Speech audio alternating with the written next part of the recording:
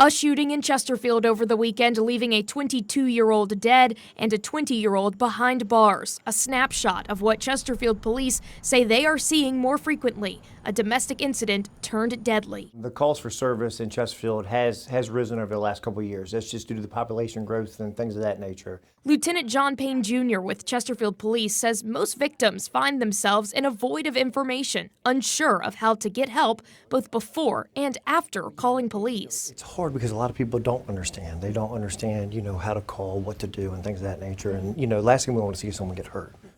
That's where this booklet, a domestic violence pamphlet, plays a part. There was an arrest made, what happens? If there wasn't an arrest made, what their civil options are. Tana Moody is the domestic violence coordinator with Chesterfield Police. She made it last year. Do you feel like this has helped people at all when they are in these kinds of situations actually utilize the resources? Yes, because it's all in one document. It includes things like victims' rights, a list of protective orders, medical care options, both in English and Spanish. Within the first week, we had a victim show up at one of the medical facilities listed in here with this in her hands. The victim didn't speak any English, but she did understand where she could go to get a forensic nurse, and then they could get a Spanish-speaking person with her. As Chesterfield expands, Mooney says she hopes to make a new pamphlet with an expanded list of resources. We in Chesterfield don't have a domestic violence shelter program here. We don't have services located here.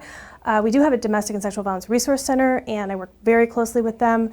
But we do have to reach out to Richmond and, Prince George, Henrico for assistance. And that's something that we are working on because as Chesterfield continues to grow and expand, these are services that we need. Police also encouraging anyone to ask for help sooner rather than later. No matter how bad you think it is, how little you think it is, if we're not involved, it makes it harder for us to help you down the road.